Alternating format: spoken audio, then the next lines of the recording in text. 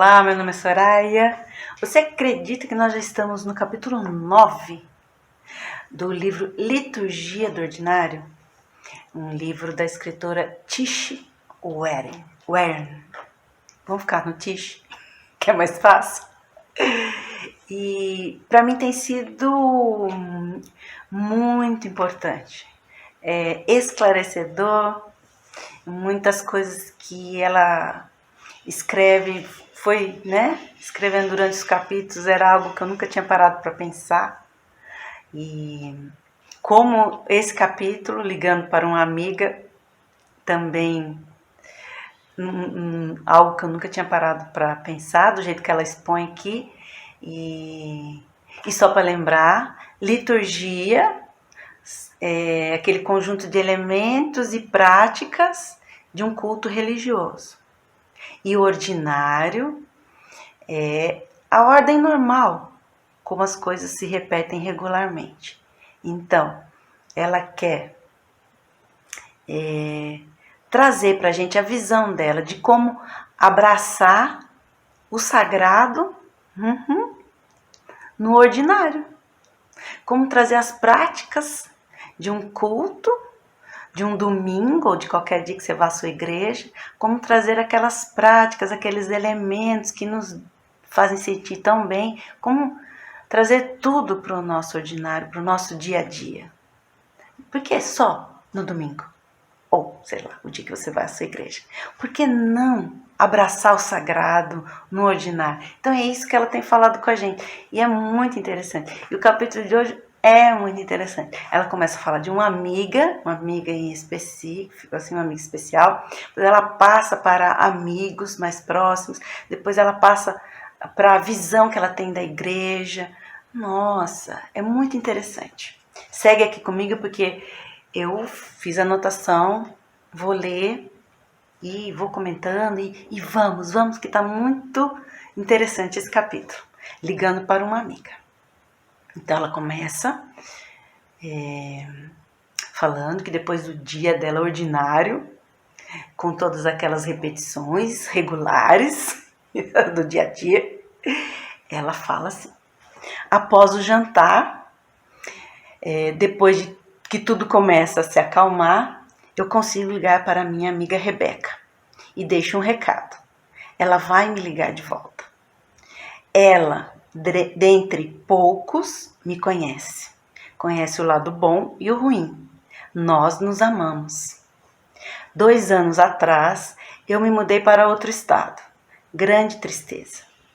Ligamos uma para a outra no nosso tempo vago, no nosso vai e vem. As ligações se tornaram um tipo de confessionário, um lugar que vou para derramar as lutas, preocupações, fracassos e dúvidas. E para celebrar esperanças, alegrias e sucessos, para pedir oração e receitas. Rebeca vê beleza em tudo, até em mim. Já faz anos que ela e eu, junto com outros amigos mais próximos, lutamos para conectar o Evangelho com o vai e vem das nossas vidas diárias. Ela me ajuda a crer. Agora ela vai começar a falar da visão dela, da igreja, dos cultos. Eu gosto das partes do culto em que falamos uns com os outros, oramos juntos, nós lemos juntos, nós partilhamos das mesmas frases sagradas. Quando nos ajuntamos em oração ou leitura, eu olho para os rostos, alguns encantados, alguns entediados, alguns doloridos, muitos cansados, como se dissessem: nós conseguimos passar por mais uma semana. Estamos sendo a igreja, falando palavras de vida uns para os outros, estando ali uns pelos outros de novo. Estamos falando com Deus juntos, orando, estamos testemunhando os clamores de ajuda uns dos outros e lembrando a Deus que estamos nisso juntos. Agora ela vai falar das amizades. Amizades cristãs são amizades de chamada e resposta.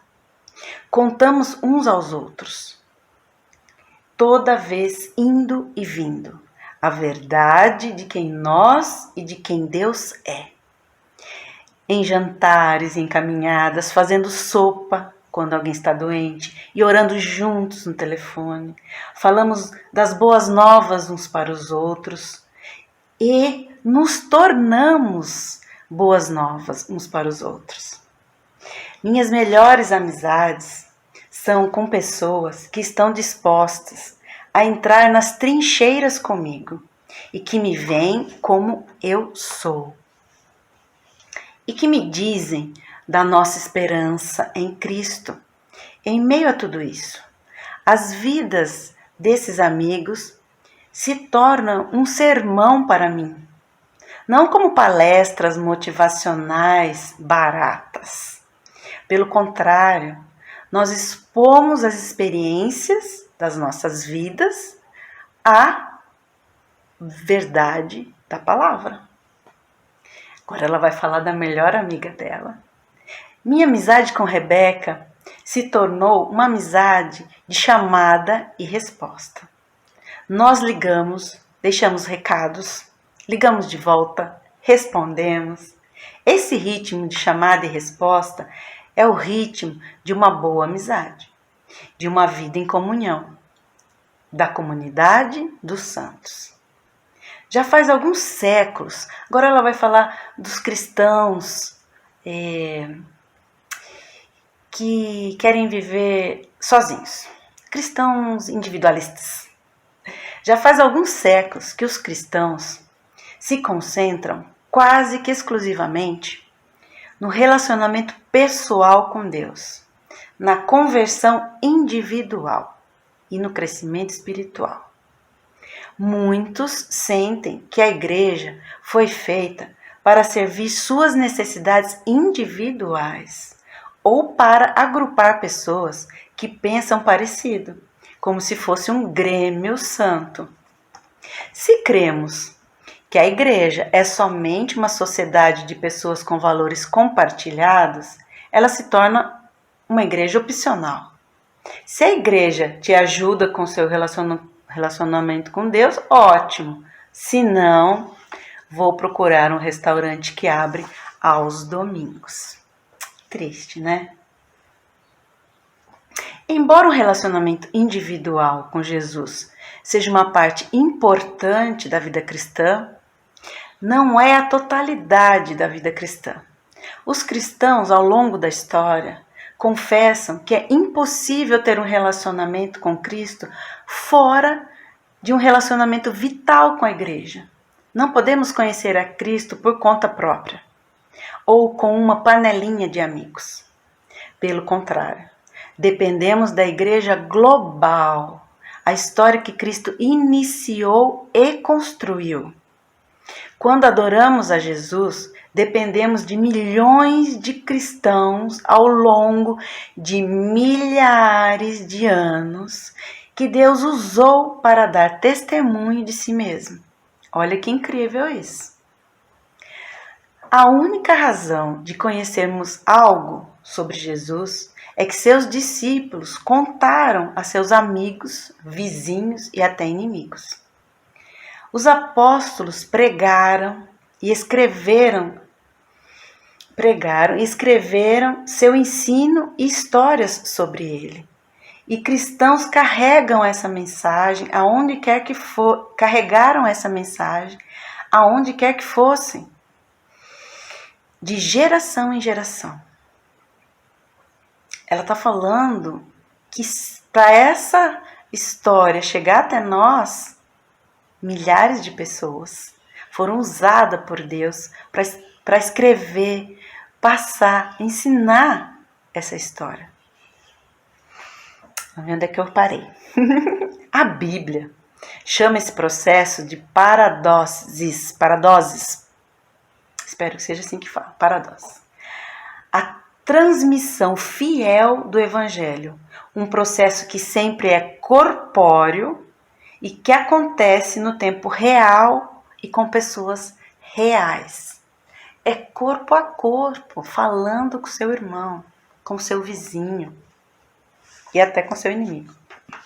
Estamos juntos nisso, ela escreve. Jesus enviou o seu Espírito para um povo.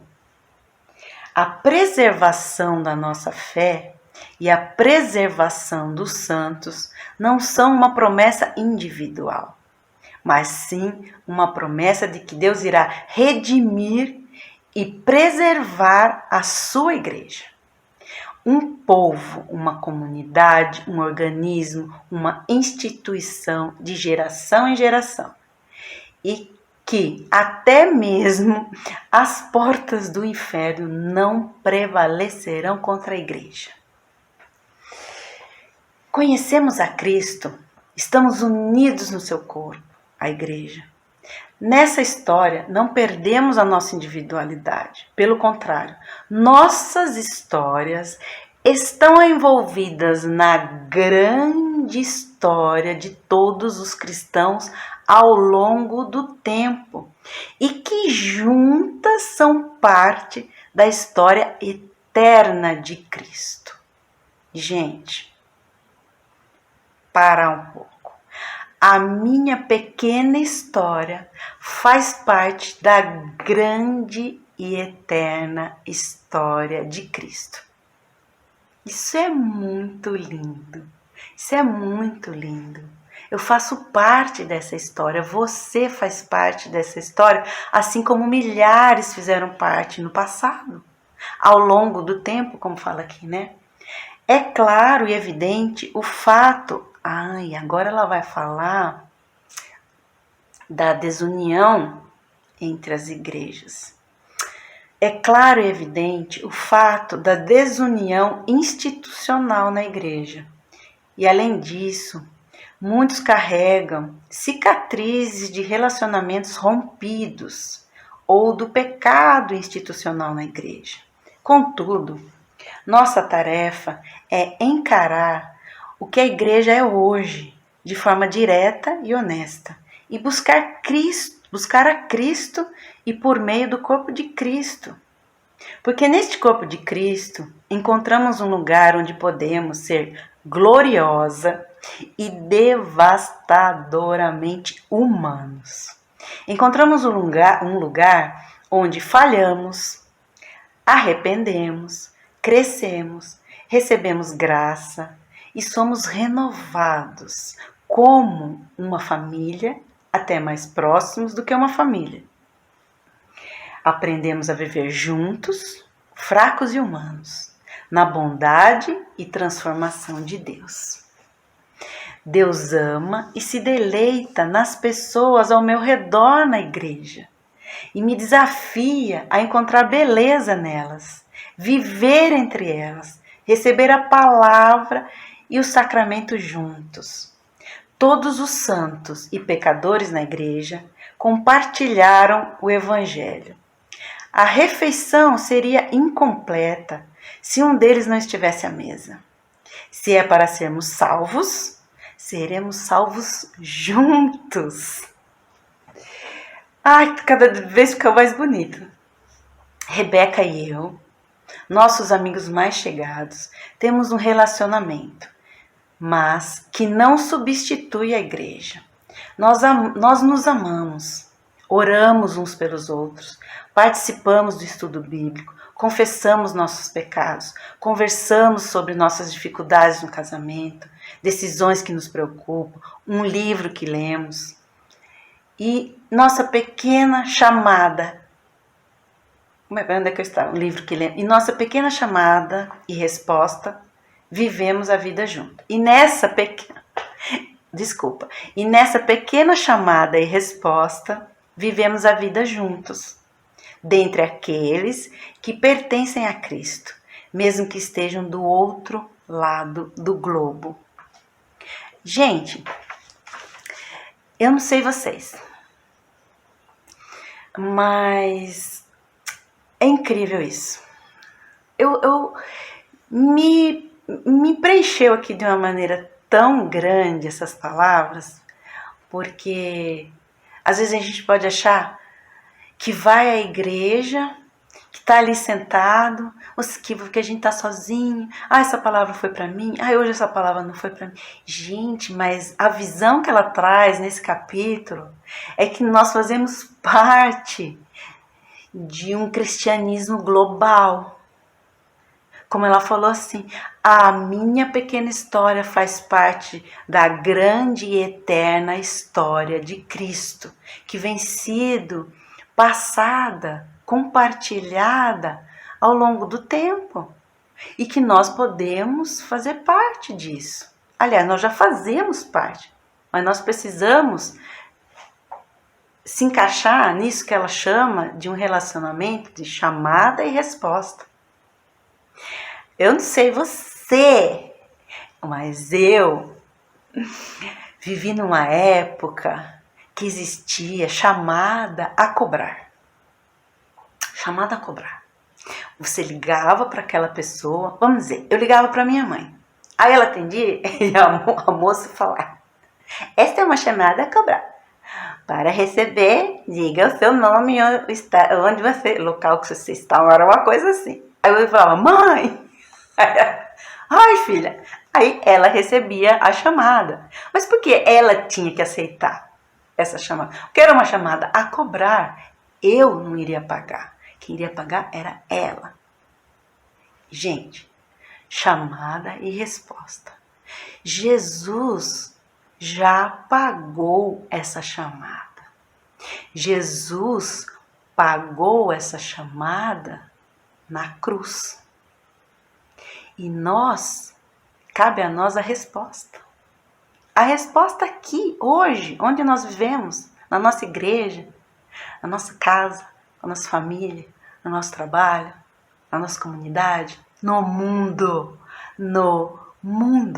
Porque se eu não responder a essa chamada que foi paga por Jesus, se eu não responder aqui, como que isso vai ter continuidade? Jesus veio aqui construir uma história, pagou essa chamada para que a gente responda. Eu achei isso muito lindo, Vamos responder. Aqui, agora, no nosso dia a dia, no nosso ordinário. Um beijo.